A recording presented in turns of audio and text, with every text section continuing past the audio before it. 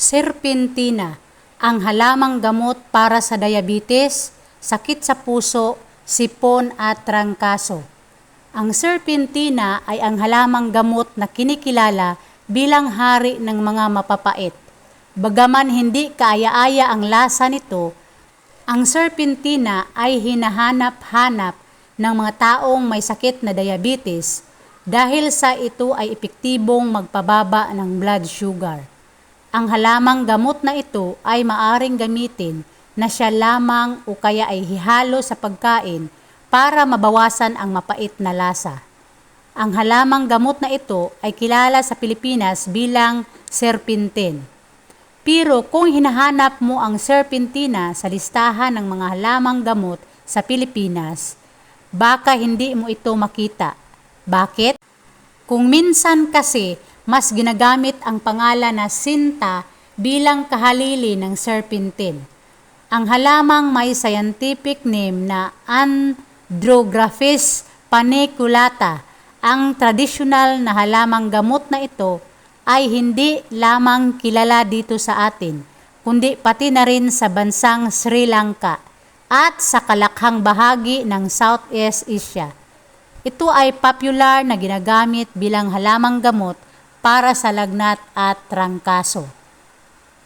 Number 1. Serpentina para sa pagtatae. Ang serpentina ay mabisa sa pagkontrol ng pagtatae. Ang mga matatanda kapag nalaman na nagtatae ang kanilang mga apo, gagawa sila ng tsaa na gawa sa dahon ng serpentina. Paano mo gagawin ang tsaa? Kumuha ka ng 5 piraso ng dahon nito at ilaga mo sa isang tasa ng tubig.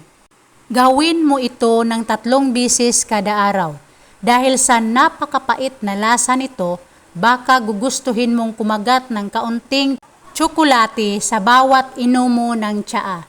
May mga tao naman na umiinom ng kaunting honey para at least hindi nila malasahan ang mapait na lasa nito. Sa maraming pagkakataon, kayang pagalingin ng serpentina ang iyong problema sa tiyan, maging pananakit man iyan o kaya ay pagtatae. Number 2, serpentina at ang mga sakit sa paghinga.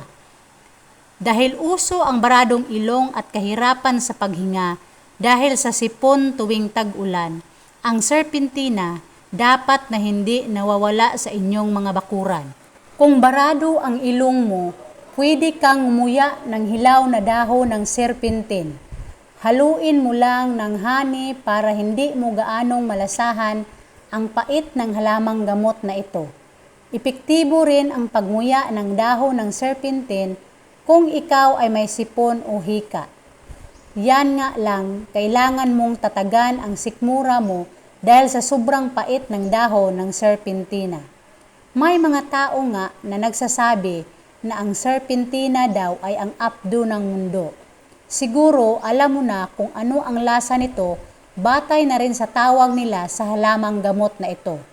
Sa kabila niyan, may mga pasyente na tuwang-tuwa dahil sa epektibo rin ang serpentina sa mga sakit na may kaugnayan sa stroke, diabetes at impeksyon sa baga.